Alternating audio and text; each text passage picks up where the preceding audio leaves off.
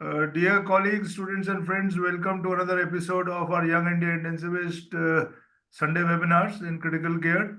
So, the topic today pertains to cardiac intensive care, and there'll be two sessions today. There are two speakers. First session will be on Takastubo's cardiomyopathy and viral myocarditis, to be taken by Dr. Neha Arora, who is senior consultant in Paras Hospital, Gurgaon. The second session will discuss the pharmacology of drugs used to treat ventricular tachycardia and will be taken by Dr. Justin Gopaldas, who is consultant intensivist at Manipal Hospital, Bangalore.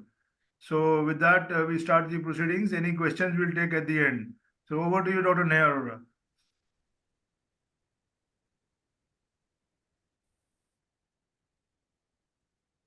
So today we are going to discuss another topic of in terms of the cardiac critical care, that is the Takastubo syndrome.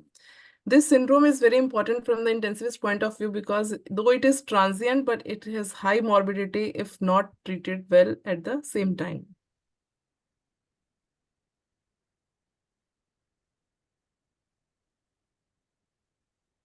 So by definition, it is a condition which is characterized by the acute transient left systolic dysfunction featuring symptoms and signs of acute myocardial infarction. It's the symptoms, signs, everything is very similar to the acute ACS, but the main differential point from the ACS is it's without coronary artery stenosis or spasm, and it takes the shape of a takasobu, which is the name of the Japanese octopus fishing pot. It has its name derived from that octopus pot, which is called takasobu. Cardiomyopathy, which is transient, and it mostly affects the apical and the mid-ventricular LV dysfunction in the absence of significant coronary artery disease, and it is triggered by mostly the emotional and the physical stress. There is apical akinesia, hyperkinesia, or dyskinesia, but there is a compensatory hyperkinesia of the basal walls, which causes a ballooning of the apex during the systole. So this is the typical shape that I'm showing you. The apical in the upper slides, as if you see the systole, it is totally the shape of the octopus pot that the photograph seen on the right side of the screen. It's called takasobu, the Japanese form of that derived from the sea octopus pot. So mostly in the systole, when it contracts, there is an apical of the ballooning. But in the base or in the mid-ventricular, it's not that much. That is the dyskinesia of the apex that is causing its ballooning, but the basal walls, they are hyperkinetic, that we have shown in the lower slides. So as we have shown, it is named by the Sato in 1990 in Japan, which is named after the takasobu, which is an octopus trap. It's similar to the LV apical ballooning. So what are the diagnostic criteria? How do you diagnose that it is not the ACS work? So the differential points are, it is transient, dyskinesia of the LV mid segments. The regional wall motion abnormality is beyond a single epicardial vascular distribution as compared to the ACS, like maybe the LAD, the LCX, the RCA. It's not restricted to the single coronary artery disease. It's more of the epicardial vascular distribution. Beyond that, that is the differentiate point from the ACS, even during the coronary angiography. The absence of the obstructive coronary artery disease or acute plaque rupture, and there is the new ECG changes or abnormalities with the typical of the troponin elevation as seen in the other types of ACS. The main is that we have to absence of the pheochromocytoma, and the myocarditis should not be there. It should be excluded. That causes that includes if all the features this is there, then we can diagnose this condition as a stress-induced cardiomyopathy. There are some similar names of this, like the broken heart syndrome, the stress-induced cardiomyopathy, because it is caused by the physical or the emotional stress. And it is also called the apical ballooning syndrome because typically the apex of the heart is shown in the, as I have seen previously, it's ballooned. So now next slide is of the incidence. How much is the incidence? So whatever the patient is coming to the ER, 2 to 3% of all the ACS patients may be having the takasobu, and mostly it affects the women, and women that also in the post-menopausal phase in the 5th or 6th decade of life. The aged patients mostly. Why? Because there is a decrease in the vagal tone as the age increases. The baroreflex sensitivity decreases. with the age and increase in the sympathetic overactivity. So that's why, and it also has, in some cases, the genetic predisposition is also there. So what are the causes which cause this syndrome? So any physical or emotional stress, like the death of any beloved, or any acute stress syndrome in the anxiety patients or any psychiatric patients, any physical illnesses, it's not only the emotional trauma, some physical illnesses like trauma, some patient undergoing asthma attack, some patients are having for arrhythmia causes the cardioversion, that itself can cause this kind of syndrome. So among the pathophysiology, there's a limbic system in the hypothalamus. Whenever there is an acute emotional stress, there in the rostral pons, there is called the locus ceruleus. With the limbic system, it causes increased secretion of the norepinephrine and epinephrine, that is increased catecholamine levels. These increased catecholamine levels, there's directly causing the effect on the heart because it is having more beta 1 and beta 2 receptors mostly present at the apex of the heart. That's why there is more akinesia or dyskinesia of the apex of the heart, because the more receptors are present, and this catecholamine surge causes more contractility and more effect on the apex of the heart. So that increases the oxygen demand. It will causes more mechanical wall distress on the LV. So it causes the more hypercontractility of the LV. Even the LV outflow obstruction can occur with this, and it can also present with the moderate mitral regurgitation also because of the same physiology. So then is the clinical features, how the patient presents to the ER or any medical institute. The acute onset of the chest pain, typical of the ACS, like any patient breathing difficulty, the dyspnea, the chest pain, impending situation requiring these change, and even with the acute ST elevation changes in the ECG also there. Like when the patient arrived in the ER, it's typical symptoms of AS. We have done the ECG are also showing the same ST elevation changes. This situation can happen even in Takasobu also.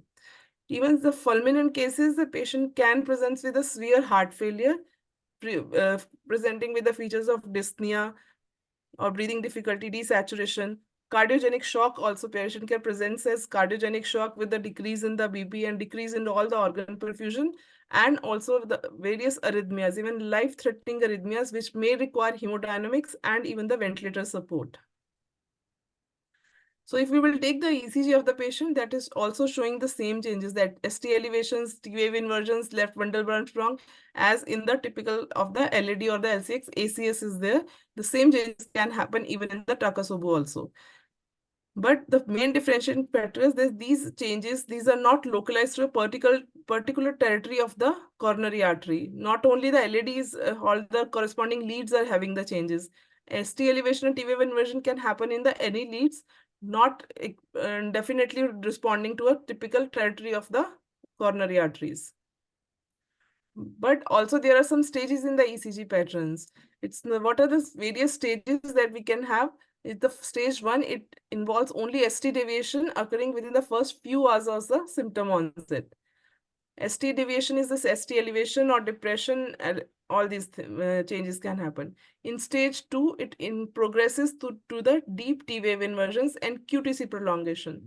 So QTC prolongation can happen even at the 1 to 3 to peaking at around 2 to 6 days. And this QTC prolongation can cause life-threatening arrhythmias, causing ventricular tachycardias, ventricular fibrillation, and torsades 3 points. So this thing needs to be very important, that even if the patient is coming with the life-threatening arrhythmias with QTC prolongation, these patients can also present like that. During the first 24 to 48 hours, torsades 3 points can happen. So ER patient or the any doctors of the intensive care, they have to be very vigilant regarding that. After the stage 2, there comes the stage 3, where gradual resolution of T wave and QTC changes over subsequent weeks and months happen. Then what the intensivist or the ER doctor will send the next is the cardiac biomarkers. We have typical signs and symptoms of ACS. We have seen the ECG changes are also the same. Next, the cardiac biomarkers. In Takasobu, the rise in cardiac troponin is there, but it's mostly disproportionately lower as compared to the left ventricular contractile impairment. If you will see compared with the ACS or some another patient, the troponin rise is less as compared to the ACS. But the BNP and pro-BNP concentrations are typically much higher as compared to the myocardial infarction. And along with the biomarkers, some inflammatory markers are also raised, like the interleukin 2, 4, 8, because it's the catecholamine surge that causes increased in the inflammation and release of the inflammatory markers. So these markers we can measure in the lab, and these markers can be raised.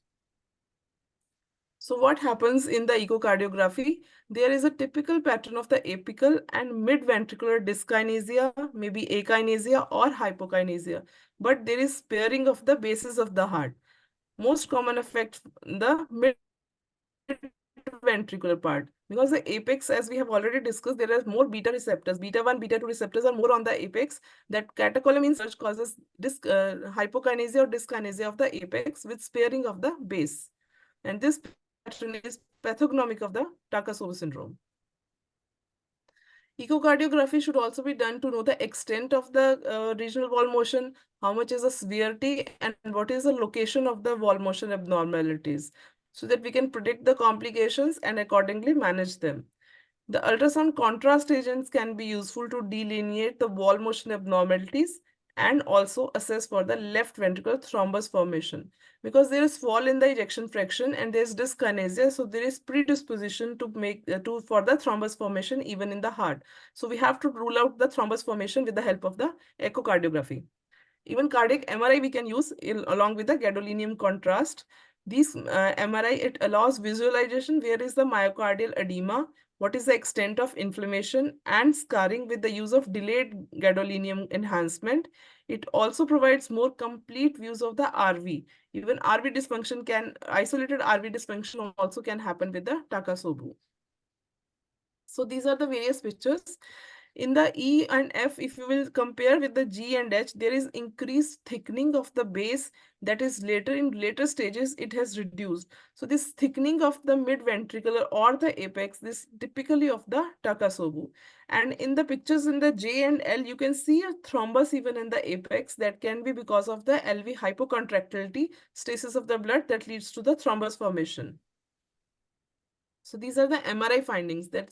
Contrast MRI will help to differentiate between the Takasobo and ACS, and also can delineate the thrombus formation. So the pathophysiology mostly occurs in the old age females. The stress factor, some mental stress or some emotional or physical, any stress can cause. So it mainly causes the catecholamine surge. But some another theories are also there, that some inflammation can happen because of the increased catecholamines, or this so much of increased surge of the catecholamines causes coronary vasospasm, mostly of the epicardial vessels, that causes the less contractility or the dyskinesia or akinesia of the apex. Along with that, there is some another theory which is causing metabolic and energetic alteration. So some G proteins are there. So when the catecholamine surge is there, the GI is converted to the GS, which causes more of the dyskinesia. And so these are the cellular levels of the pathophysiology. Along with that, there is a brain-heart axis. Like in the rostral part of the pons, there is a local ceruleus. Whenever there is emotional stress, there is the release. The limbic system sends signals to that, and it causes more increase in the epinephrine and norepinephrine levels. So the same thing I have reduced the emotional factors along with the stress, some medications, some toxications, or some drug withdrawals, trauma, even these can also cause stress cardiomyopathy. So what are the differential diagnoses that we have to differentiate this syndrome from the other, like type 1 myocardial infarction, type 2 myocardial infarction, and even with the myocardial infarction with the non-obstructive coronary arteries. Because in type 1 and type 2, you can see the obstruction in the coronary arteries, but in myocardial infarction without obstructive coronary arteries, the patient is not having any obstruction even in the coronary angio. You can't differentiate with that. So it's non-obstructive in the Takasobu and in the non-obstructive coronary arteries. In type 1 or type 2, you can find some obstruction in the typical coronary arteries.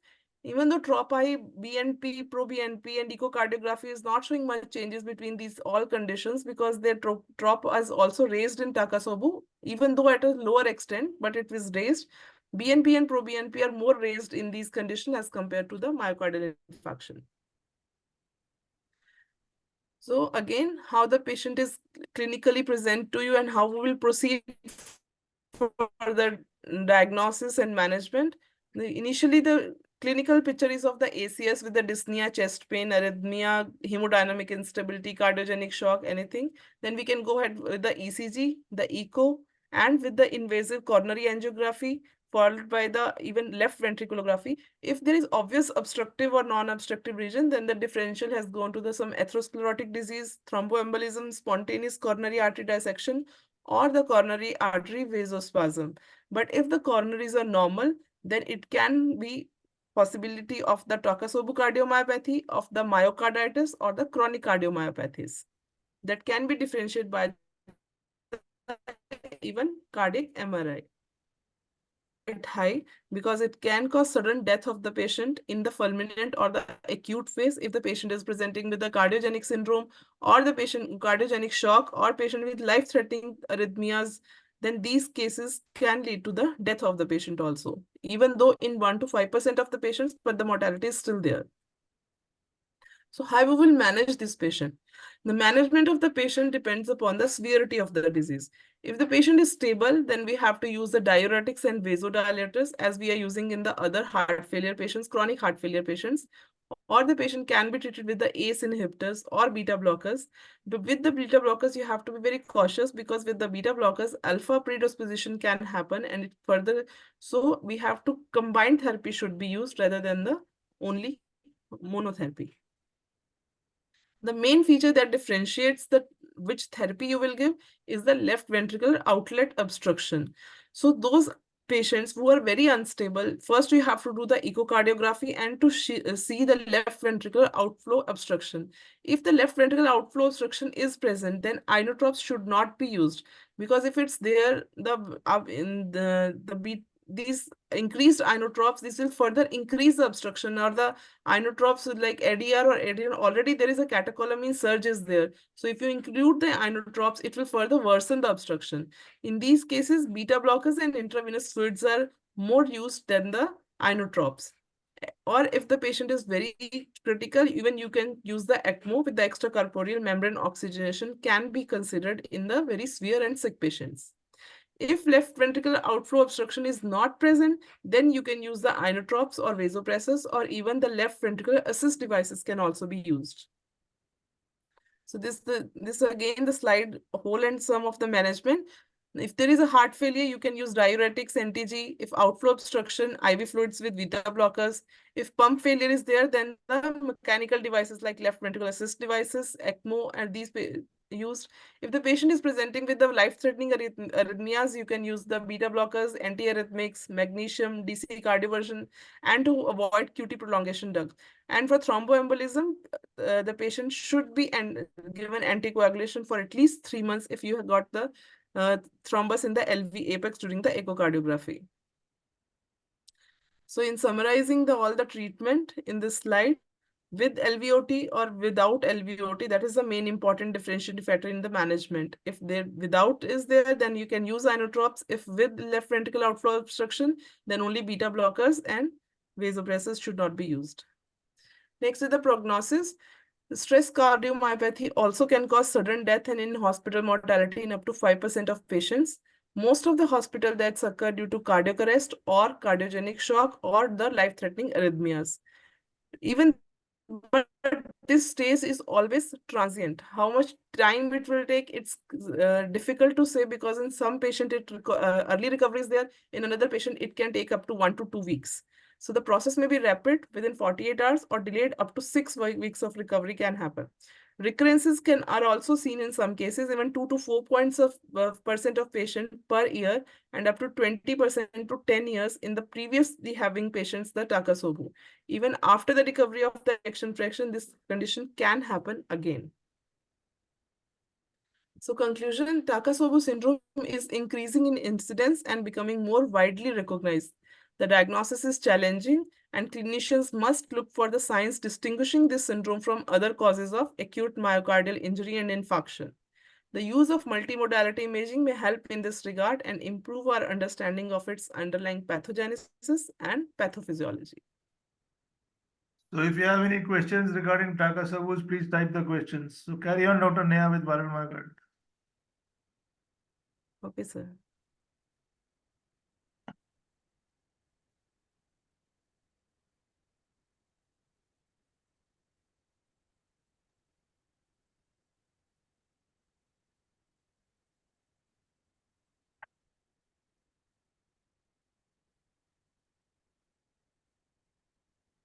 So my next topic is the viral myocarditis and its management.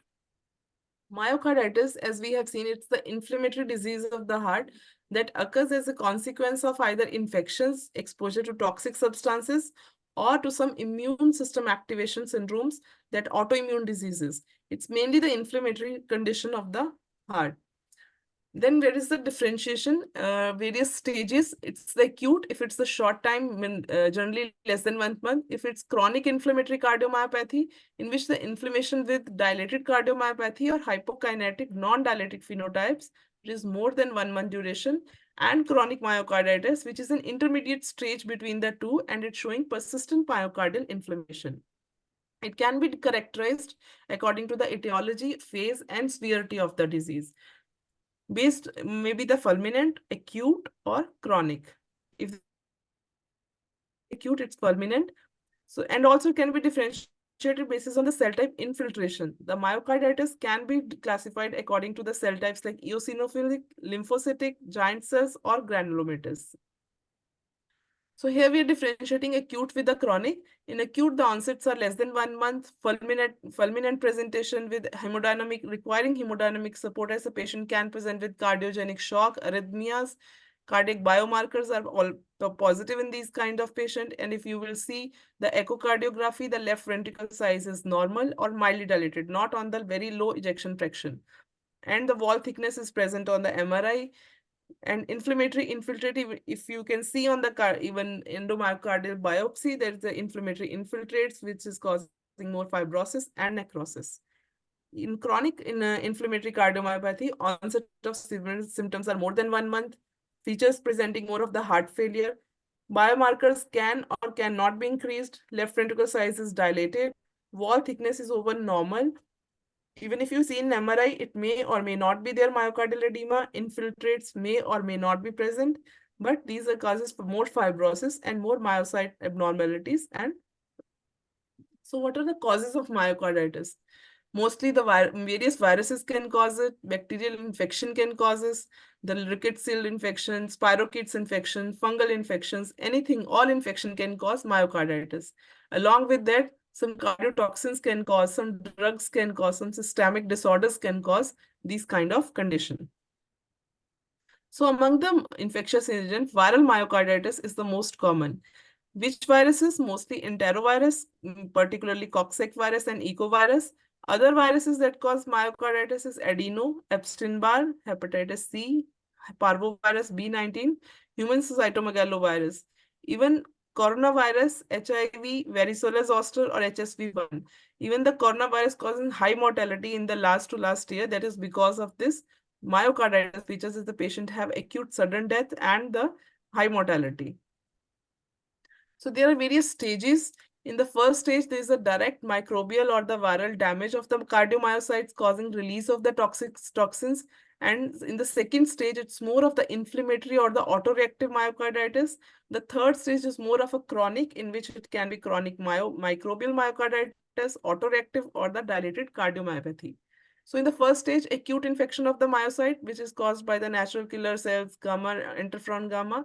Second stage is more of an adaptive immune response, in which antibodies are produced. And third stage is the immune response is down-regulated and fibrosis replaces the cellular infiltrate. Among the viruses, the enteroviral myocarditis causes virus-mediated myocarditis. It means the virus is entering into the cardiomyocyte and causing its injury, which is a injury. Some infections like respiratory viruses causes immune-mediated lymphocytic myocarditis, in which it triggers the immune response of the body to cause the attack on the cardiomyocytes. So it causes the immune-mediated. And the parvovirus B19, it causes myocarditis or the cardiomyocyte death by both virus mediated and virus triggered myocarditis. So parvovirus is more fulminant, causing high mortality because it can cause by the direct cardiomyocyte injury and along with the immune mediated. So the how a patient will present. The patient will present with the chest pain, with the ECG changes is the same, ST T wave changes, echo showing normal global or regional left ventricle or right ventricle dysfunction can present on the echocardiography. And in the patient with the coronary artery disease, patient can present with the features of the heart failure like dyspnea, edema, chest discomfort, fatigue. The chronic heart failure patients can show with the features of the heart failure. In some patients, it can also present with the life-threatening conditions like arrhythmias, cardiogenic shock, or severely impaired LV functions. So, dyspnea, chest pain, physical examination of the heart failure, in which patient is having tachycardia, murmurs, MR, TR can happen, and the right heart failure, neck veins dilated, revees, peripheral edema, this can happen. Even some patients can present with the features of fever also with the prodromal manifestation like in viral myocarditis. Patient have gastrointestinal or the throat infection or the respiratory infection was may have preceded the acute phase by few weeks or by few days. So typical clinical examination of the heart showing the tachycardia, the murmurs. In another, not in the viral, but in other autoimmune, you can have lymphadenopathy, rash, nodules, polyarthritis. So what are the investigation we will go? Investigation, same cardiac biomarkers. All the cardiac biomarkers are elevated, but in a minority of cases, it indicates that some myocardial damage can happen. The serum concentration of TROPA is more as compared to the CKMB in patients with acute myocarditis. ECG can show typical or some non-specific features of the ST T wave changes, elevation which mimic MI, but various degrees of arrhythmias can also you can diagnose with the in the ECG. Echocardiography, you can see increased wall thickness, hypokinesias, and hypokinesia is more in the inferior or inferior lateral wall. You can see in echocardiography some diastolic dysfunctions, abnormal Dopplers, mid-right ventricular dysfunctions, and abnormal myocardial echogenicity also. You will do the angiography. Angiography usually reveals normal coronary arteries. Although myocarditis may affect patients with the previous history of coronary artery disease, in that patients also myocarditis can happen, but angiography mostly normal. So in MRI, you can see an evolution of the contrast enhancement. It can tell you from the focal to disseminated disease during the acute phase, during the first 2 weeks. In the later 4 to 5 weeks, the things can be resolved. So Lake-Claus criteria is there for the MRI. Mainly the three hallmarks you have to see in the MRI. First is the hyperemia, which is the early gadolinium enhancement images. Second is the tissue edema in that affected areas. And third is the necrosis and fibrosis, which is the late gadolinium enhancement images you can see. So if two of these three criteria are present, acute myocarditis can be diagnosed with 74% sensitivity and 86% specificity. So with these non-invasive imaging, you can diagnose the patient with myocarditis. But if the patient is life-threatening, some patients can undergo for the endomyocardial biopsy. It is a diagnostic confirmation, and it also tells you the etiological form of the myocarditis, like it's the giant cells, the lymphocytes, the neutrophils, what kind of there. So Dulles criteria is there in the endomyocardial biopsy, in which inflammatory infiltrate of the myocardium along with the injury of the adjacent myocytes, and borderline myocarditis when the infiltrate is not accompanied by the myocyte injury. Only infiltration is there. Indication, if the patient presents, not all patients with myocarditis have to undergo endomyocardial biopsy because it's an invasive procedure. So it has its own procedure, has its own complications. So the only patients who are having severe heart failure or acute ventricular arrhythmias or blocks or suspicious of the etiology that your treatment can change with the etiology by knowing the etiology. In that case is only like autoimmune disorders. You can diagnose that what type of autoimmune disorder is there. In that case is only, or in the cancer patients in which you have to decide about the anti-cancer therapy. In that case is only endomyocardial biopsy is indicated. This is the normal myocardium. This is the active myocarditis. Now, what is the treatment? treatment is not of the myocarditis, it's mainly of the symptoms or of the specific treatment of the etiology. So either in the heart failure patient, if the patient is coming with the heart failure, you have to treat the as other in other cases heart failure. If patient is coming with arrhythmias, you have to give antiarrhythmics. Specific therapy we have to give if you know the etiology. If the patient with heart failure, you can give vasodilators, ACE inhibitors, loop diuretics, spironolactone, beta blockers, or drugs with positive inotropic effects like dobutamine or milrinone to increase the further cardiac contractility. If the patient is very sick, fulminant, you can even use the TPI. Heart blocks are there. Patient is hypotensive, you can use the TPI. Even you can use the left ventricular assist devices. But in today's, we have the option of ECMO also in the extracorporeal membrane oxygenation, which has been used as a short-term bridge to the transplant or to the recovery till the patient is having the further betterment of the symptoms.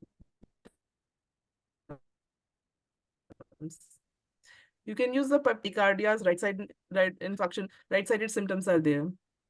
You can use ventricular assist devices also to increase the cardiac contractility if the patient is having the cardiogenic shocks or other symptoms. So what are the treatment? Hemodynamic stable patients, same treatment of the heart failure as the ACE inhibitors, beta blockers, spironolactone, diuretics. Even the anticoagulation you have to use as to with the non-ischemic dilated cardiomyopathy, as if the atrial fibrillation or thromboembolism risk is always there. If the patient is coming with severe myocarditis with symptomatic hypotension, then inotropes or phosphodiesterase inhibitors like milrinone or adrenergic agonists like dobutamine or dopamine, so that patient can maintain the blood pressure and maintain the organ perfusion. So if only the virus, this is the main follow-up treatment. If no virus inflammation or is no virus you can see and no inflammation, then no specific therapy. Patient can heal, myocarditis can be treated by itself. If viruses you can't see, only inflammation is there, it's called the inflammatory cardiomyopathy. In that, immunosuppression you need. If both viruses and inflammation both are there, then you have to give the antiviral therapy also specifically. So antiviral therapy cannot be recommended for the treatment of acute myocarditis at this time. However, the role for antiviral therapy for more chronic myocarditis associated with persistent viral genomes, you can see even in the endomyocardial biopsy. If the virus persistence is there, along with the immunosuppression, you can give the antivirals. So some specific treatment, if there is entero or adenovirus, you have to treat with interferons. Bactiferon we have in our hands these days. If there is a suspicious of herpes infection, acyclovir and ganciclovir. Antiretroviral therapy for HIV patients, or if hepatitis C virus is the culprit, then ombitacivir, ritonavir, and dasabivir are the various antiviral options. The myocardial inflammation that persists even after the viral elimination, it requires immunosuppressors because it's more of a immunomediated. The viral is already eliminated, but the autoimmune is there. So for that patients, you need immunosuppressive therapy like corticosteroids, cyclosporins, and azathioprins. So what is the prognosis? The prognosis for patients with acute myocarditis varies and depends upon clinical presentation, what is the ejection fraction of the patient at presentation, and how is the pulmonary artery pressures. Those patients who are fulminant myocarditis and hemodynamic compromise at presentation, even though the mortality can be high in these patients, but even the better outcomes are also there than those with the non-fulminant myocarditis. So even though these are at risk patients, but these patients can recover very well. So what is the conclusion? The suspected viral myocarditis is an important cause of cardiomyopathy that presents diagnostic and therapeutic challenges. Initial evaluation you can do by the ECG, echo, and the MRI. Patient with presentation suggestions of ischemia should undergo coronary angiography to rule out the coronary artery disease. Patients with ventricular tachycardia, hemodynamic instability, or the AV blocks should undergo endomyocardial biopsy to know the etiological and the pathogenesis of the myocarditis. PCR techniques may facilitate precise viral genomic diagnosis, which may guide future therapies, but they're just still under investigations. The patients with fulminant presentation should be aggressively supported therapeutically because outcomes are particularly favorable if they survive the initial injury. So even though fulminant, but they have better prognosis. So here I'm. Stop the share screen, Dr. Neha. So thank you, Dr. Neha Arora. A very nice presentation on takasubus and viral myocarditis. So if the audience has any questions, please type them. We will take them at the end. So request Dr. Justin to do the share screen and present his talk. He will be talking on the pharmacology of drugs and management of ventricular tachycardia.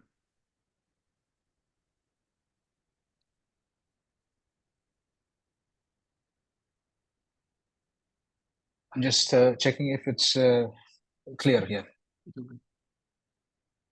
So today I'm just going to talk about the clinical pharmacology of drugs that are being used in the management of VF or VT. So I'll just take a little bit of different view than pharmacology textbook, I believe. So, and that's probably based mostly on, because we said clinical pharmacology. So I see how we use these drugs in our day-to-day practice. And that's how I'm gonna sort of approach them to see how effective we can understand them rather than sort of going through the VW classification. Yeah. So this is probably one of the basic things. I know it can be boring with the textbook of pharmacology coming out. We just want you to remember whenever you are thinking about arrhythmias, we really need to remember or maybe review the action potential. So a little bit of color diagram: 0, 1, 2, 3, 4 phases. Something goes up, plateau, and then comes down. So just at the top of this image, we have phases written again, and then in which case we realize that each phase has some electrolyte that is going in, some coming out, to essentially change the potential or surface potential of the muscle. And that is what actually makes the current run in these places. So that's all that I want you to remember. It's not too complicated, and we can always think about what and where is always easy to look up. Nowadays, we have so many links and other things to just type what and it comes up. So at the end of the day, there is a certain negative potential that goes to positive potential to create and change, and then electricity passes. And at some point, the electricity ceases, and that's because some electrolytes like potassium would move out, and so causing the membrane potential to drop to negative, at which time again muscle is ready to act at some other time. So there is a period of time when the positive charge is highest inside the cell. There is muscle cannot or it cannot send any more electricity out or cause a transmission. Whereas when the repolarization starts, like potassium starts moving, the muscle can still be triggered. And this is one of the things that I wanted to impress upon you, because this is one of the things that is important for the topic that we are talking, which is arrhythmia. So at the end of the day, for an arrhythmia means abnormality, we really need to find a place where that abnormality can be induced. There are times when it can be, like in wherever the repolarization happens, or when the muscle is not active, and then when there is absolute refractory period. So coming back to the core topic of it is they can be physiological, sometimes they are pathological. Yeah? Most of the time we try to not treat, some people have a frequent ectopics, we don't really bother about it. We see the bigemina occasionally running in our ICUs, we don't bother about it. We don't go on giving amiodarone for most of the people. But we have runs of VF, you put somebody on a central line and you have runs of VT, and we don't treat it with amiodarone or lignocaine like that. So there are places where we choose not to do anything about it, but there are times when we have to do, when it is deemed to be lethal or persistent. And so at the end of the day, we don't do that because the drugs that we give them not just are very dangerous, but also can themselves cause arrhythmia. So this is one of the points that I wanted to just impress upon you when we are launching into arrhythmia management.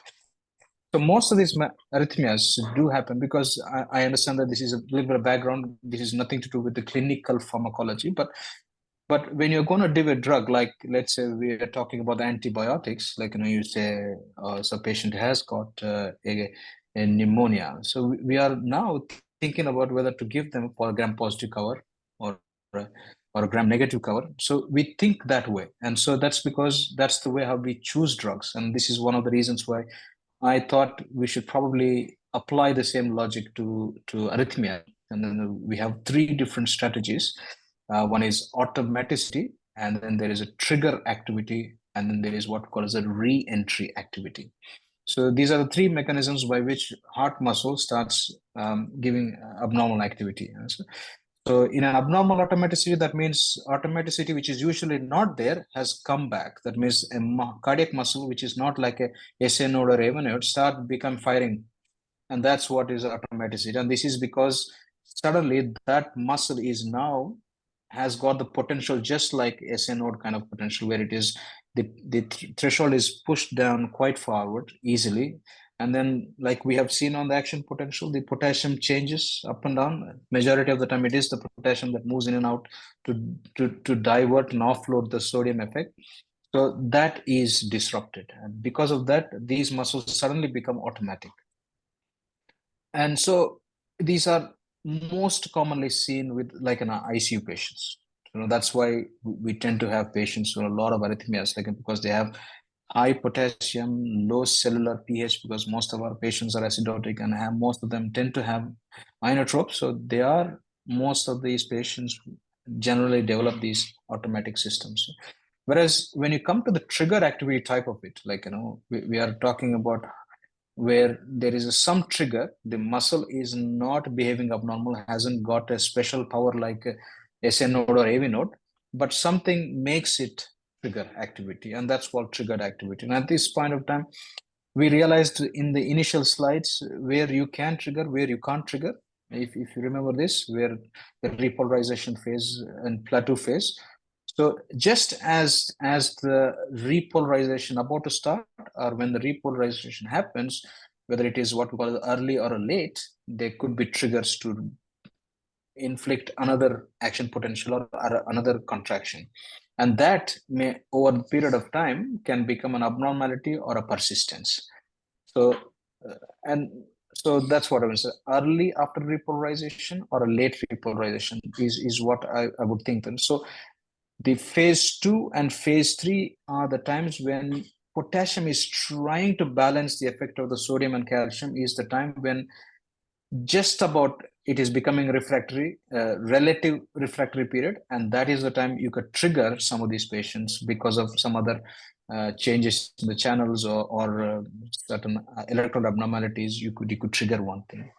Whereas, and as you could see, including antiarrhythmic agents can do this. So that's the reason why we are very cautious about using most of the antiarrhythmic agents, because they themselves can cause, sometimes when it is persistent, we don't know whether it is because the antiarrhythmic agents or because of something else. Yeah.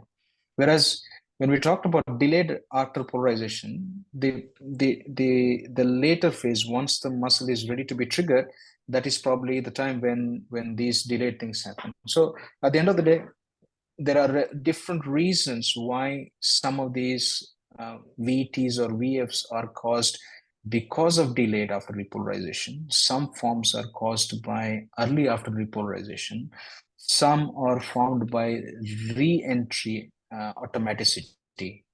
So all these re-entry, I'm sure most of us have heard it, like an atrial re-entry tachycardia, and also similarly, it is not just in atrium but ventricular also there are re-entry things. And so when we use these, like, different types of re-entry pathways, or some other trigger happens, or suddenly the myocardial muscle gets some kind of special powers to trigger itself and cause like a SA node or AV node, we start developing arrhythmias. And so with this bit of information, we realize that we could probably have a little bit of background to understand how to give medications, because as we realized, each one seemed to be affected by different channels or different phases of myocardium, and we can't use same drug for all. That's the difference. Like we can't use erythromycin, we can't use ceftriaxone for MRSA. So that's the corollary at this point of time.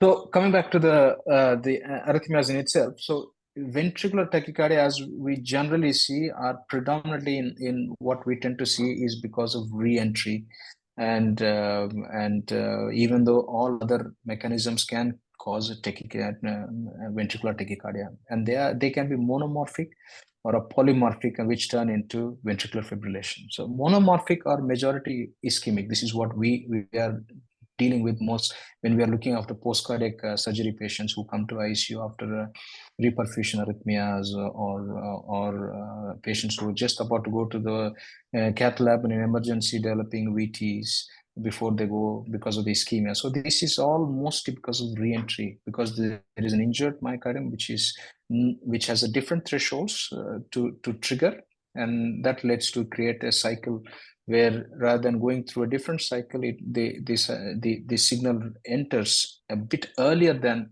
what it's supposed to go through the full cycle, and that causes a second round of depolarization. So at the end of the day, there are a lot of these technical terms are there, but what we want to understand is that monomorphic VTs are predominantly re-entry and because of the ischemic segment, whereas there are other forms of rarer forms of monomorphic VT which we rarely see unless you're working in a pure cardiac unit or like a tertiary cardiac unit where they have a structural, non-structural problems, and then how they are viewed. And when you have an EP or electrophysiologist with you, then you can understand these patterns a little bit better.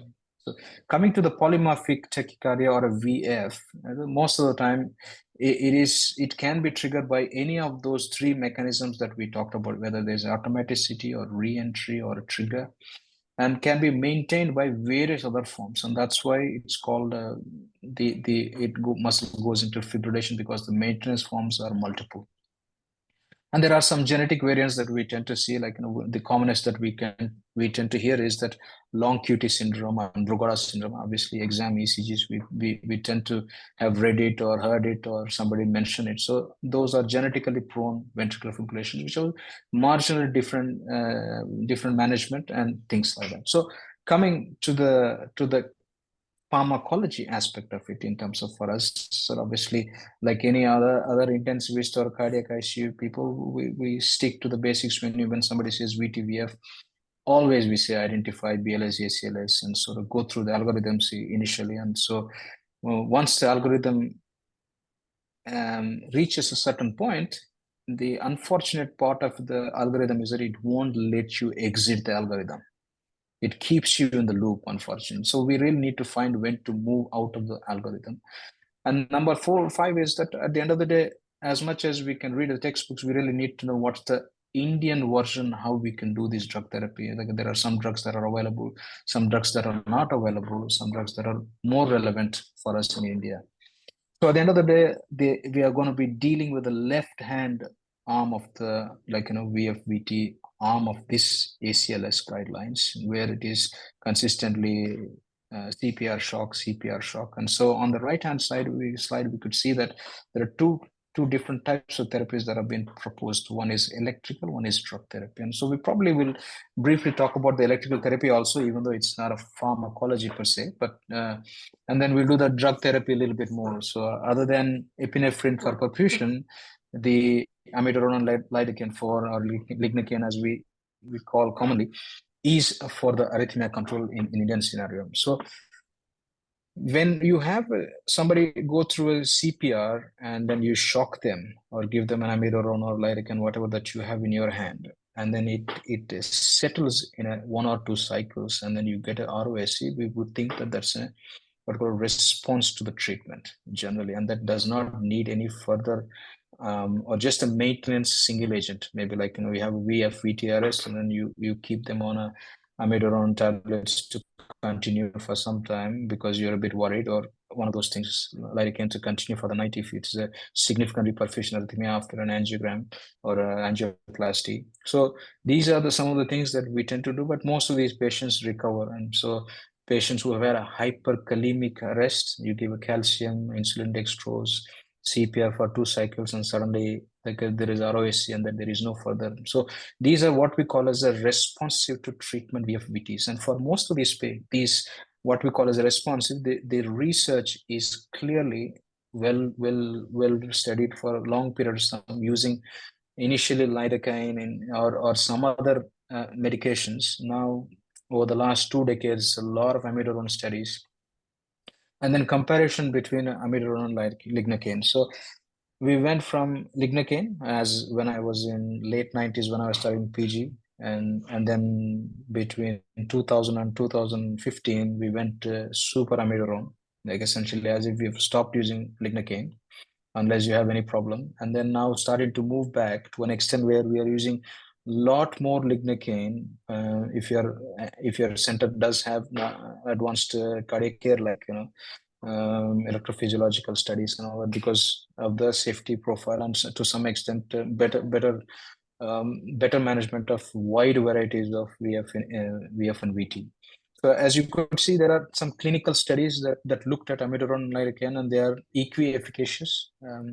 And maybe if you read the literature too hard, some lignocaine may be a. So at the end of the day, these drugs fall into a classification. I'm sure most of us have, during medical college, have read this classification and the groups of action, so where they are. So at the end of the day, group 1B, which is lignocaine, and group 3, which is amiodarone, are the two common drugs that we use for VF and VT in this station. So we'll just briefly, amiodarone, which is the main structure that we tend to use, is a class 3 drug, and technically speaking, it should technically have predominant effect on phase 3, as you can see, phase 3.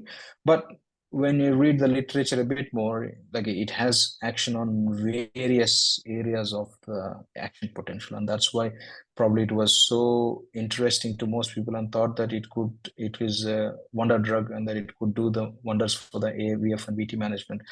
Probably we started seeing the long-term complications, consequences, or maybe sometimes even the short-term, a lot of consequences of this drug, making us now move back probably towards lignocaine, I believe. So coming to lignocaine, obviously, again, it is a drug that inactivates sodium channels. It is a very short half-life. You can titrate it reasonably well, and it works well. So just like with all these group of drugs, predominant action is on the sodium channels, and so wherever the sodium moving in and out, the effect is there, and so they just slow the phase 0 quite a bit, move to the right, and then maybe phase 3 also a little bit of change, and so that way it causes the arrhythmia to stop. There are two drugs that we also give most of the time, even though it's not in the cycle. So the magnesium and calcium, for hyperkalemic arrest, we give calcium as an antiarrhythmic agent, and a magnesium for thinking that it could be torsades. So I'm sure, but they are not classified this classification. So we'll just look at their use as antiarrhythmic agents. So magnesium is also reasonably studied in a randomized controlled trials fashions only for arrhythmia prevention and arrhythmia management. And so at the end of the day, so the magnesium works. So essentially, these long QT prolongation syndromes, whether it is genetic or acquired. So that's probably the only place, because it has a class action which is like a class 4, which blocks. It's almost like a calcium channel blocker. And that's why it sort of stabilizes the membrane and prevents this long QT to escape into a VFVT. So this is probably the take-home message is that the wherever the QT is prolonged and wherever the torsades kind of things will happen, that is where the magnesium works, because it has those calcium blocking effect. As you see, this channel shows where all the magnesium works, but it is at the top where it says that magnesium in an I, E and I. So that's both intracellular and extracellular Slide is not magnesium clear. change is the one that essentially, yeah. It's okay. Yeah. It's So okay. that is the reason why it is sorry. Your slide had got frozen. It's moving now. It's all right. Carry on. Yeah. So that's one of the things. So at the end of the day, obviously, calcium being an antiarrhythmic agent does act on this action potential. As you can see, those are the changes that it does. So it's a membrane, the potentials change, increase the membrane potentials, and decrease the velocity of. So this is how hyperkalemia, wherever those changes are, those are reversed by calcium. And we're gonna probably move into the other thing that briefly cardioversion, which is, I know it's not a clinical pharmacology, but I thought we should probably have a brief review of you cannot go through VF-VT without talking about cardioversion. So at the end of the day, there are various ways we can do like this. I think most of us probably has seen an NEJM article in the last year or so about the defibrillation, bringing back the interest in reading how to do this. So monophasic, biphasic, which side and what. Lot of studies have been done, and most of them we realize that the biphasic shocks, which most of the modern machines have, are probably the ones that are going to drive, that are going to be deemed to be effective in delivering energy. So we think about cardioversion as amount of energy is required. So a lot of the energy dosage is done based on the monophasic shocking from the old days. We haven't been able to do enough studies to correlate whether the same or equivalent joules in biphasic resulted in the same results at this point. So we just continue to extrapolate those monophasic shocks to biphasic shocks, and then generally, so just something to think about.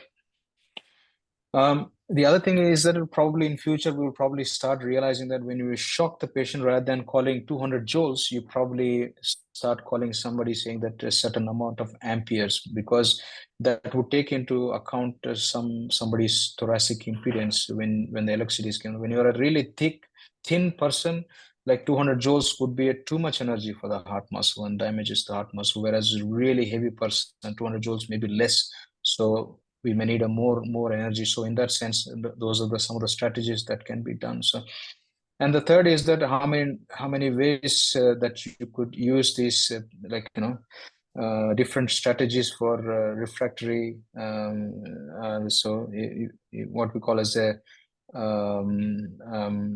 double shocks, the stack shocks, or where the leads are placed front back, or two at the front, one at the side. So these are some of the strategies that we talked about for VF and VT management, particularly when the patient is not getting better. Now we are going to move into an area where the VF and VT, which were responsive, to something that is not becoming responsive. So we just move into an area where you are now shocking the patient 2 or 3 times. It's still VF, and you're giving adrenaline, doing CPR, shock, and then still happening. So now we are going into a cascade where we are unable to get out. We have given amiodarone already. We have given a dose or 2 of lignocaine. So we are now stuck. We don't know what to do. So this is probably where we wanted to refocus ourselves, saying that, okay, it doesn't look like a standard, what we call a VF-VT, like a hyperkalemic arrest. The minute you get a calcium and a potassium correction or a dialysis, it reverts to normalcy. But in these cases, it is not. So there is something that keeps this storm going, and which may be not necessary that even if you remove the potassium, it is still shocking, because the muscle has attained a certain amount of automaticity. And this automaticity may not necessarily be related to purely muscle, but maybe the neuromuscular response. And that's the reason why we essentially give them the name electrical storm or refractory ventricular arrhythmia, where you have multiple shock requirements or a patient is needing. So this is one of my articles that I've submitted for publication at this point of time, where we have proposed an approach. Once you have had an VF-VT and you have given a basic rights, then we move into what we call as a refractory arrhythmia or a electrical shock. Already amiodarone, lignocaine, sort of boluses were given. Now you're going to start them as an infusions, and then there is a cascade of therapies that we tend to do in advanced setups, particularly where we have an electrophysiologist in hand, as a cardiologist, to do what more things that we can do. So this is where we're going to explore the other drugs that we have seen in the William Vaughan classification of drugs. So the next thing that we tend to do is that now we have done the class 1B and class 3 are the only 2, but we have not used any other medications till now. the other calcium channel blockers or other things. So now we move into the next addition. Once we have exhausted those two agents, is the sympatholytic therapy. Essentially, the commonest sympatholytic medicine that we use is the beta blocker. So this is what I wanted to beta blocker, sedate the patient, and then the neuraxial anesthesia, and then finally general anesthesia. These are the next strategies in an escalation fashion, other than the calcium, magnesium, the lignocaine, or amiodarone. So these are the strategies next we wanted to go about. So coming to beta blockers, obviously, again, we just want to have a slide about the clinical pharmacology. So the commonest drug that we can, titratable drug we can use in an ICU for these sick patients, even if they're on low to moderate amount of inotrope or vasopressor, is esmolol. They tolerate it reasonably well, and it is good. Essentially, the drug that we are trying to do is trying to essentially sympatholytic action, but nothing to do with the channel action on any of these things. Just as a review, we can see that the class 1, class 2, class 3, where they are working, so that we have just a brief review of antiarrhythmic agents, where they work on the system, so that sort of something that picture in the mind. Next is the neuraxial strategies. At the end of the day, there are stellate ganglion blocks, bilateral or unilateral, thoracic epidural, and surgical cardiac sympathectomy denervation, which can be a very what we call as a thoracoscopic procedure. Doesn't take long, but most of the patients who are having a refractory arrhythmias, we have done that, so it's very effective and essentially stops from having any further arrhythmias. So at the end of the day, the reason why these patients go into this arrhythmia, which is unstoppable, isn't just because the muscle is automatic or having a re-entry, but also being maintained by sympathetic control. So the nerves are like a twitch. The local circuit goes on a rampant, and then so that continues to keep this norepinephrine excess, and it triggers the muscle and then continues to fibrillate, and then the negative feedback loop is missing. And this is where once you block these ganglions, then that excess norepinephrine is not there for a period of time. And you can see that the minute we give a ganglion block, within a matter of 2 or 3 minutes, arrhythmia stops. And you know that arrhythmia comes back the minute the half-life of the drug is gone. So essentially, this is what commonly you give them blocks, and the number of times you have to do something about it, either a shock or give a bolus dose of some other therapies, is significantly different. This is what we tend to see in our practice. At the end of the day, after a certain time, you cannot give, I think, a day or two of lidocaine as we have. It does have abnormal actions as an IV infusion. There is a limit to it, the total cumulative dose. So we tend to switch from lignocaine to mexiletine as an oral agent. Both are the same drugs. Essentially, one is an oral agent, and they are technically a weak sodium channel blockers, but have a lot more safety profile compared to others. So the other one that we tend to do is that fosphenytoin. We would think that why do you have to give a medication that works in status epilepticus? Technically, persistent ventricular arrhythmia is another a persistent electrical activity. So we believe fosphenytoin, particularly Karnataka Manipal group has done this. One of the sort of famous article looking at the fosphenytoin being given. So fosphenytoin, when you extrapolate where it would fit, it would actually be still a class 1B drug, just like lidocaine, kind of similar to one of those things. And we tend to give 2 consecutive doses of 1 gram boluses of fosphenytoin, and then generally it is fairly well tolerated. Like I said, again, group 1B. So what we are realizing is even though there are so many classes of drugs and there are so many breadth of drugs in the management of arrhythmias, when you have a decompensated VT or VF, the number of drugs that we tend to use narrows down, and we really can use in a systematic way. So I hope you all understood. I know, hopefully short, but at least more clinically relevant to VF and VT management. Thank you. Thanks, Dr. Justin. Please stop the share screen. Yeah. So if there are any questions from the audience, we will take them either on takastubos or viral myocarditis or management of BTVF. So I would just like to share some points and bring out certain important points. We'll start with drug therapy because we just concluded that. First of all, a very basic thing, amiodarone is never given as a fast bolus, right? The loading dose is 150 milligram over 10 minutes. Please ensure the sister does not give it as a bolus. I've seen this happen a couple of times, and it can lead to hypotension and bradycardia. That was about amiodarone. Then what about the dosing of amiodarone in renal failure and in hepatic failure? Hepatic failure meaning patients with either chronic liver disease or advanced hepatocellular dysfunction, because this is not uncommon at all in the ICU. So in renal dysfunction, the dose of amiodarone remains unchanged. You don't modify. But what happens in hepatic disease is that you can give it for 1 day at the most, 1 gram over 24 hours. Beyond that, you do not give in hepatic disease of significant severity, because amiodarone is metabolized in the liver, and once its metabolism is quite different from most other drugs. So that's about hepatic disease and amiodarone. Then amiodarone has to be given very carefully in patients with low EF and hypotension. In fact, it's kind of contraindicated because it depresses the EF, and it also blocks the alpha receptors on the peripheral vessels and leads to hypotension.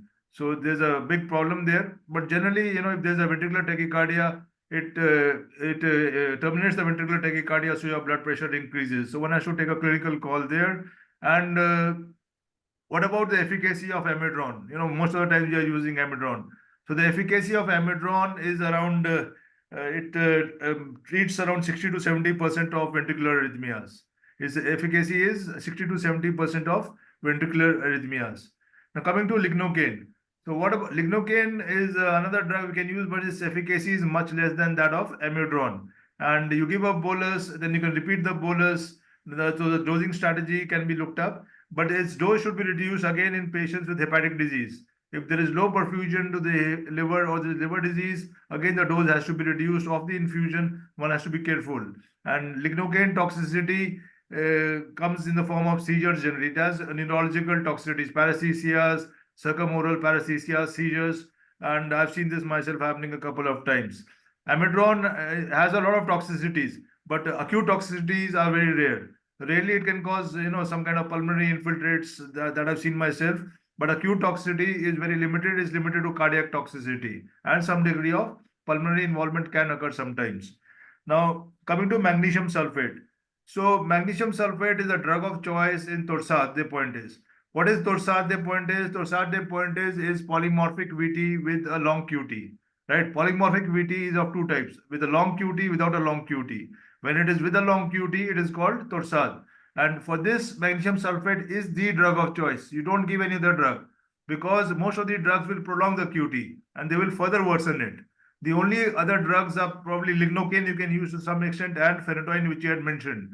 But the therapy for torsade is, that is polymorphic VT with long QT. You have to give magnesium sulfate 2 to 4 grams over around diluted in 100 ml over 10 to 15 minutes. And you can repeat this and or give an infusion if it responds. And then you do pacing, etc. But the drug of choice is magnesium sulfate, which you also use in polymorphic VT or VT which is monomorphic as therapy, but that is not first line. So magnesium sulfate is the drug of choice for torsade point is. The other thing is about beta blockers. So he mentioned electrical storm. Dr. Justin mentioned electrical storm. So in electrical storm or refractory VT, that is when you are given 3 shocks and is not responding, one tends to give beta blockers also. And why we give beta blockers is because there are sympathetic overdrive in these patients. When you have recurrent VT, you are shocking the patient, there is a excessive sympathetic discharge going on. And by giving beta blockers, you negate this sympathetic discharge and thereby help in mitigating the ventricular tachycardias. The other thing is about electrical storm is that most of the times it is also because of coronary ischemia, and one should do an urgent angio. One should do an angio in these patients, because if you find a lesion, then the VT subsides if you treat the obstruction in the coronaries. Now, that was about the drug therapy, the pharmacology for ventricular tachycardia. Now moving on to takastobos and viral myocarditis. So these two diseases are diseases of the myocardium. You must realize these are diseases of the myocardium and they have to be differentiated from acute myocardial infarction. That is very important. Both these diseases can present with pulmonary edema, can present with cardiogenic shock, or just hypotension or arrhythmias. And the differentiation from acute myocardial infarction one lies in troponin. Troponin may be normal in these two conditions or is not that much elevated as compared to classic myocardial infarction STEMI. The second is the wall motion abnormalities. The wall motion abnormalities on echo will not conform to any particular territory. Territory meaning LCA territory, RCA territory, LCX or LAD territory. These two things are very important. Then, of course, the history, etc., is very important. For example, in Takastobos, most of the patients were elderly female. In one national registry of around 10,000 patients, it was seen most of the patients were female postmenopausal, and many of them have a neurological or a psychiatric disorder. That's very important. Then, why do you get apical ballooning? Why do you get apical ballooning in Takastobos? You get apical ballooning because on the apex, the concentration of the beta receptors is maximum. The concentration of the beta receptors is maximum. So there's a catecholamine surge associated with Takastobos. So these beta receptors get activated. So maximum activation and damage occurs in the apex. The second region is the apex of the heart is more prone to stress compared to the other regions. That is why there is apical ballooning, because this segment becomes dyskinetic. Just like you have McConnell sign. Why do you get a McConnell sign in pulmonary embolism? That is also at the apex. Because the apex of the heart, both the LV and the RV, is more vulnerable to stress than the other regions. Now coming to the management of Takastobos, like Dr. Neha said, you have to distinguish whether there is a LVOT obstruction or not. If there is a LVOT obstruction, management she showed you, and if there's no LVOT obstruction, then the management is different. Now, coming to the use of LV or the cardiac support devices, it's very important to realize we are using IABP, we are using VA ECMO, but what is the role and what is the evidence for their benefit? So, in a very interesting paper published just 2 months ago in Intensive Care Medicine, they showed that this paper actually analyzed 40,000 patients from different trials, and they compared ECMO, IABP plus ECMO in one patient, or LA, LVAD, or Impella, and they showed nothing is effective. Nothing has improved the outcome of the patients except a combination of IABP and ECMO. So all your ECMO, VA ECMO, or your IABP, or your LVAD, or your Impella has not shown an improved outcome. So this was after an analysis of 40,000 patients, a meta-analysis. Only a combination of ECMO and IABP has shown improved outcome. Now coming to viral myocarditis. Viral myocarditis, one has to take the history properly. Again, it's a disease of the myocardium primarily, and echo will pick it up. It has to be distinguished from acute coronary syndromes. And in viral myocarditis, there can often be a history of fever 1 week prior to the illness, or some GI symptoms like diarrhea, or a respiratory flu-like syndrome, because that's a viral prodrome. And these patients, again, may have pleural effusions or some degree of pericardial effusion. And viral myocarditis has to be picked up, and it often presents with ventricular arrhythmias, malignant ventricular arrhythmias, and mortality can be quite high in these patients. And these patients are generally younger. These patients are generally younger and do not have any predisposing illnesses. And coronary angiography is normal in these patients as in Takastobos. In the sense, there is no obstructive lesion, active thrombus. There can be obstructive disease. So you are having a postmenopausal patient having Takastobos, she may have obstructive coronary disease, but there will be no active thrombus as such, signifying a myocardial infarction. Now, what is the echo show in this thing, viral myocarditis?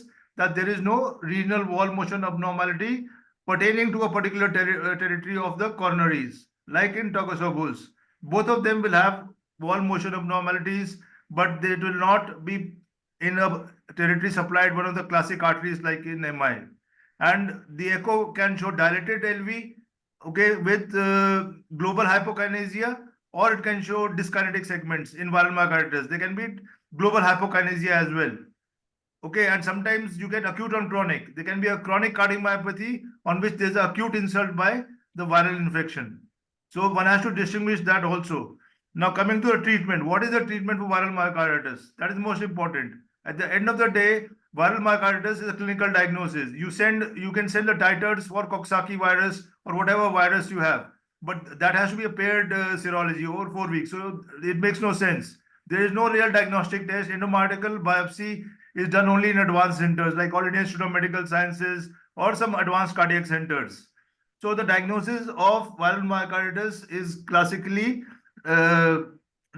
clinical, and you have to distinguish from other causes of myocarditis. You have to distinguish from takastubos. You have to distinguish it from acute coronary syndrome. The other kinds of myocarditis are giant cell myocarditis, sarcoid myocarditis, hypereosinophilic myocarditis, drug hypersensitivity, and autoimmune. Okay, but the commonest differential is giant cell myocarditis and sarcoid myocarditis. And in both these conditions, steroids work wonderfully well. So even if you you cannot confirm the diagnosis of viral myocarditis because it is indistinguishable from giant cell myocarditis and sarcoid. So you end up giving steroids. You have to give steroids, and trials have shown steroids are not detrimental in viral myocarditis. They do not benefit, but they are not detrimental. So high dose pulse therapy has to be given to such patients. 1 gram OD for 3 to 5 days of methylprednisolone. And it may or may not be accompanied by immunosuppressants depending on what the clinical scenario is. Right? The other therapies are, they don't really work. So that is where we are with viral myocarditis. If it is proven that it is viral myocarditis, then no therapy is required. But the proof is very difficult. You cannot prove that it's viral myocarditis. It's very difficult because it requires endomyocardial biopsy or something substantially strong to support it. And there's significant mortality associated with viral myocarditis. Patients very classically are young and they will present with LV decompensation and they'll have malignant arrhythmias. That is the most common setting for viral myocarditis. So that is about all I wanted to say. The final thing is, Dr. Justin showed a paper about double sequential defibrillation strategy. So this paper was published in NEJM in 2022, and this is about cardioversion. So you all know how cardioversion is done. But in this strategy, what they did was, after the patient had failed 3 defibrillation attempts, they did a double sequential defibrillation. What is that? So they placed the defibrillator pads in the conventional position, and the second set they placed in an AP position, anterior posterior, and they gave the first shock like the usual one, and immediately following that they gave the second one with the defibrillator pads in the AP position. So this was supposed to be having a much stronger outcome, much better outcome than the conventional strategy, right? And this may be practiced in certain situations, but to have 2 defibrillators in one ICU is very uncommon. So the second strategy that they did was they did a vector change strategy. What happens in a vector change strategy is that you give the 4th shock. The first 3 shocks will fail. You give them conventionally, and the 4th one is given with the defibrillator pads being in the anterior and posterior position only, single shock, the 4th one, but with the vector change. Why the vector is important is because the direction of the current is in the direction of the 2 defibrillator pads. When you place it anterior posterior, the direction of the current is anterior posterior. When you place it anterior and anterolateral, the current direction goes in that particular direction. So that is the concept about defibrillation, the newer concept. So one can try it. Initial strategy is the same. First 3 shocks give the same way, but the 4th shock can be given with a vector change. To give 2 shocks simultaneously is very difficult because the ICUs don't have 2 defibrillators. So that was, there was a significant difference in the outcome. So this vector change can be tried in the ICUs if the VT is not responding. And the drug therapy, he's already discussed, and I have highlighted certain points. But if the VT is not responding, the one important thing is a coronary angio, because many a time these patients are having this ischemic focus, and one also has to look at end of life care. Many of these refractory VTs patients, they have EF of 15-20%. So there's no quality of life like in most probability. So one may have to discuss the end of life care with the family in these situations also, rather than continuing aggressive therapy, putting them on ventilator, and the VTs being recurrent. At some point in time, we have to take a call on this issue also, end of life care. So that is all I wanted to add. If there's anything Dr. Justin wants to add or Dr. Neha wants to add to this, please go ahead. I think, I think it's quite summed up. I think at the end of the day, when we are using, we have to be safe to know when to change the dosing, like you suggested, and when not to, and know the limitations of the drugs, and then essentially appropriately use the drugs, like you said, preferably use magnesium rather than other antiarrhythmics for certain long QT syndromes. Or calcium for hyperkalemia, things like that. So obviously these are all safety issues which you rightly highlighted. So I rest my case from that point of view. Yeah, thank you. So Dr. Neha, any questions or any comments you'd like to make? I like to, even in the takastubo or in the viral myocarditis, even though it's more of the supportive treatment, there's a definite treatment of that. But even the angio is the only thing that can differentiate between all these things. And the takastubo has the clinical features typical of the ACS. If the patient is coming in the ER, the features are typical of the ACS. Only angiography can differentiate between them. The same regional wall motion abnormalities, even though it's to the 2 territories or 3 territories, or not differentiating which territory of coronary artery. But more treatment is the support. If arrhythmia is life-threatening, you have to give antiarrhythmics. Patient in edema, have to give diuretics, positive pressure.